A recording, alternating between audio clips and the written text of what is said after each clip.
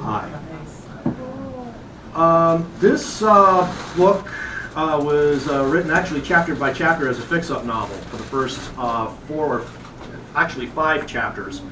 It follows the story of Alexandria Koresh, and it's set in the late 1890s. It follows the story of Alexandria Koresh, who is a mystic and a medium. He's hired by Olivia and Thomas Spaulding. Thomas has a brain tumor, and he's run out of options in terms of what his medical treatment. Alexandria, they know him by reputation in that he's been able to revert serious and lethal illnesses through his mystic means. Alexandria ends up taking Thomas onto a regimen that causes the brain tumor to go into remission. Alexandria discovers that Olivia actually has quite a talent for being a medium, and the two of them fall in love. Fortunately, Alexandria makes a fatal flaw in that he decides that to have Olivia as his own, he adjusts Thomas's treatment so that his brain tumor returns. Thomas catches on to this and shoots Alexandria dead in a bed while he's cuckolding with Olivia. Alexandria then reverts to a spiritual form and basically brings himself back to life for love of Olivia in the only way he knows how, and that is by imbuing his spirit into Thomas's brain tumor and birthing himself from Thomas's skull. Yay! As one does, yes! And which is what one does. That's tumor. Okay, that's chapter 1. To say that this is a what's the French theater term? Grand Guignol. Grand Guignol it's kind of Grand Guignol-ish. There's not a lot of blood, but there is an awful lot of ick. This is the end. I'm about to read to you is the end of chapter 2, which I think is one of my favorite sections. This particular chapter went over very well on Pseudopod, where it was first shown, listened to. This is my first public reading, and I'm nervous. So anyway, I'm not sure if Prosecco is going to help or not. Picture us naked. Have some more. Picture you naked. Then you'll be scared. And with assault weapons. That balances things out. Naked assault weapon. And you're on death row. Death row. And go. Let me see. Where do I start from? Here we go. Let's go back up. 1, 2, 3, 4, 5, 6, 7, 8, 9, 10. Okay, here we go. This is chapter 2. Olivia and Alexandria have absconded to San Francisco. Olivia is trying to make a living as a psychic medium. Alexandria is still in a form and is helping her along in her in the growth of her skills and helping her along in contacting spirits. They are contacted by a Harry Houdini-like character who lost his mother years ago and has and is essentially going from city to city debunking mystics. He discovers that Olivia is actually the real thing. And let's start here. This is from Alexandria's perspective. Olivia accepted his invitation to watch from the governor's box at the Orpheum. I watched the performance in spirit. On stage, Eric's aura fanned from across the twinkling audience. His charm and command made his most subtle movements thrilling. But removed from the charm, the tricks spoke of Eric's soul, concealments of not just a rabbit, but a team of horses, the sawing of a beautiful woman and her seeming resurrection, an escape from a straitjacket while hanging by his feet over a bed of nails, done before a candle burned through the rope, humility that masked a juggernaut of will. She knew I had watched, especially when she went backstage and spoke with him. Each hushed and in seeming awe of each other. She had whispered to him, "This must be kept secret." My life is made of well-kept secrets. I learned everything I know by keeping confidences. So it was that she introduced Weissel to Tantra. Her Tantra was masterful, and with the Yantra patterns my family had passed through generations. With them entwined, she could coax his energy to a higher state.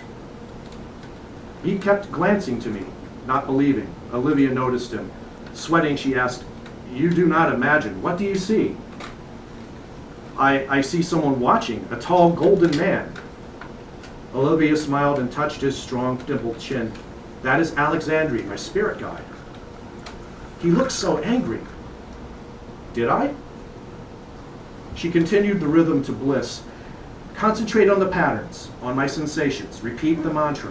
You will hear him. He speaks to you."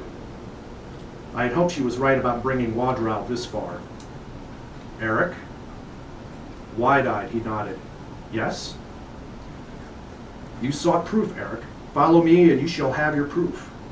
I extended my hand into his arm and led his spirit out of the flesh. For all her proficiencies, Olivia will not follow here.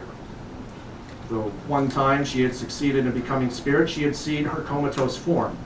She returned to flesh and lay in bed trembling for hours. I guided him by thought.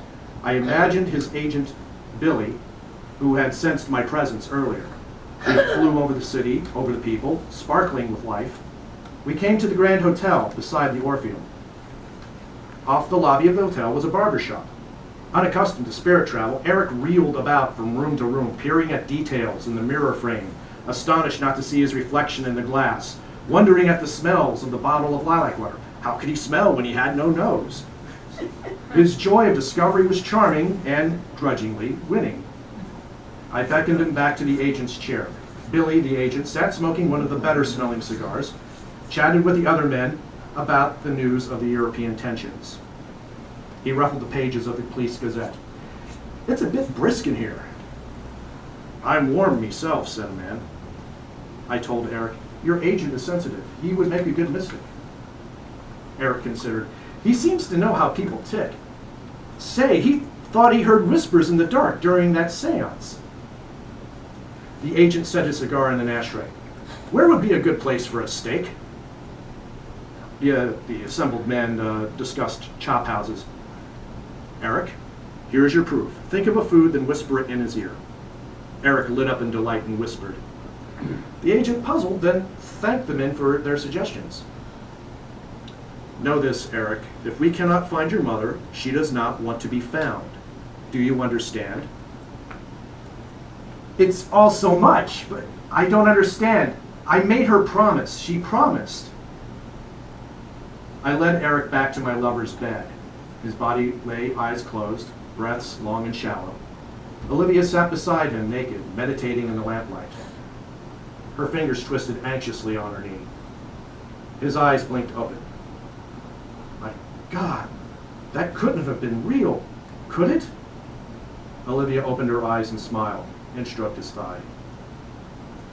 The next morning, after he had left for his performance, there was a frantic knocking on our apartment door. Eric burst in. "I had to cancel my performance last night, for tonight. I can't concentrate." "What happened?" "This morning I asked my manager what he'd been up to last night, and he told me, this thing, and this and the other thing. Then he said, oh, I also went to the barber shop in the lobby and jawed with some boys, and he read the Police Gazette. And by the by, I've been craving kippers ever since. Let's go eat at the wharf." I told him kippers. He asked me, "What are you laughing about?" And I ran to a cab to see you.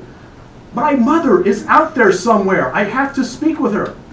She'd be so happy. I want her to know that her sacrifices have paid and I'm performing at the Orpheum in San Francisco." "But she will not be found." "Someone with your ability could spy and influence leaders across the globe. Stop all this saber rattling in Europe. But what I don't understand is why you cannot find my mother." Exasperated, Olivia shook her head. "You have exposed some charlatans and the world is better for it. Now I wonder how many legitimate mediums you have ruined due to your mother's inconvenience." Eric wheedled. He promised her riches, security, privacy, fame, anything she wished. "Tomorrow I'm telling my manager. Then I will come for you and make you safe." She narrowed her eyes. She drew closer to him. It's all so sudden. It frightens me. He departed to perform, leaving with one last kiss. She turned to face my basket, sullen. I pushed open the lid. Are you sincere that you will not have him, or do you play us both?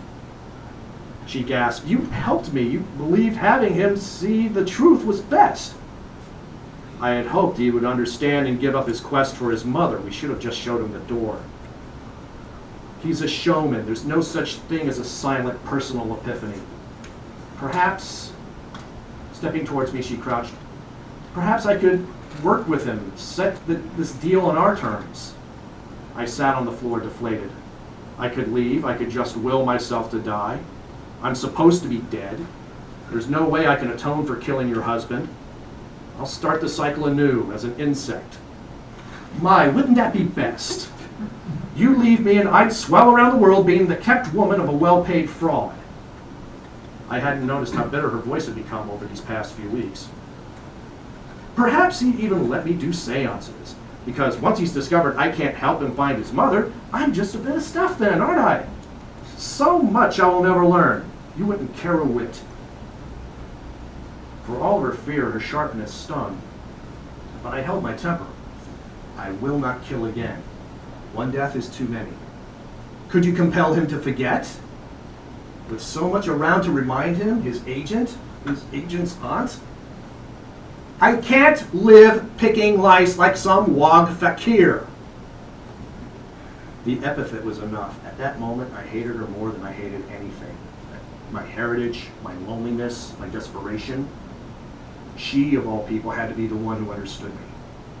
I said, I will try once more to help him see things our way. So late that night, I visited Waterhouse. I ascended and flew and found him in his suite at the Grand. I whispered in his ear. I encouraged him to remember Olivia, to remember the mantra, to imagine himself floating above his body. He was beside me, blue and flaring. If you are true, then take me to my mother. As you wish. For now, you must leave me. Imagine your mother's grave. Out of the city, over a desert, through the dark of a mountain, then another. Eric marveled at it. So much to see, so much we could do. He led me to a quiet, groomed glade. Stone angels wept over the granite monument. Esther Weissel, loving mother. Wadrau looked around the cemetery and called in Yiddish, Mother! Mother, where are you? You will find your mother in a more subtle place. Follow. Now I led him. I brought him to drift down into the earth, down until we found the dry wood of her coffin. Her eyes had collapsed. Her skin trembled with worms. Wadrau's soul flamed. How dare you profane her rest? Why am I here? Profaning a love. Coming from him, that was indeed rich. I said, there is a greater lesson here, Eric. Follow me. Know the essence of your love. Pulling him forward and to a smaller destination, our perceptions increased to better see the tingling and humming life in the casket. This is horrible. Wait, I almost lost you. My apologies. Look at the worms, Eric. See how they glow with life? Like jewels. Aren't even the smallest lives beautiful? His mother had a burial shroud fit for a princess. His complaints faltered. They are still worms. And this is still a grave. I demand my mother's spirit. Closer, Eric. I led him to bring his perception closer, like I had with the aunt's cancer at the seance, until the worms were to us as glowing dragons. Do you see the 4 dim boulders fitted together like a cross? We had seen thousands of such on his mother. I concentrated myself still smaller and farther still. Wait, don't leave me, I'll follow. 4 boulders now towered like mausoleums. Their light grew to that of a coming dawn. Eric, these are eggs. Why are they becoming brighter? He was more in the spirit of the surroundings now. I gave him merit for it. These will be born in a day. I extended a perfect golden hand. Come within, follow. Inside the egg? Outrageous, you promised my mother. one step further, then no more. You will be reunited with your mother. Her here as a worm? This can't be so. Mother, are you here? He was still calling when he entered the egg. The egg, now possessing a soul, grew bright. Eat well, Eric Weisel. The egg coruscated like fireworks. Wadrau's soul battered against the maze of flesh. The color flamed from the red of a furnace. For hours he raged. The escape artist determined to find his way out of the bonds that grew tight around him and finally into him. I could feel the sun rising above, and he still raged. Well into the morning, his egg was glowing brightly like the three others. Glowing brightly. As bright as the worms around us. Eric's egg split. He flexed sightlessly onto his mother's skin. He rolled free and tapped his mouth against the new world. The bright light of the worm life still sparked and shot within the deep red and blue. Had he died naturally, Eric might have been reborn a worm, but he would only have had the merest memory of Eric. That memory would have quickly faded as he entered the business of being a worm. Crimson, his worm mouth cringed from the skin. But Eric was now an abomination, like me. Placing himself into living flesh, he would have to live the way of the worm, but never forgetting he was Eric, and know that he was eating his mother's flesh. The worm had the merest dimple beneath its mouth. A sprig on each side waved. His new body would even try to conform to the shape of his soul.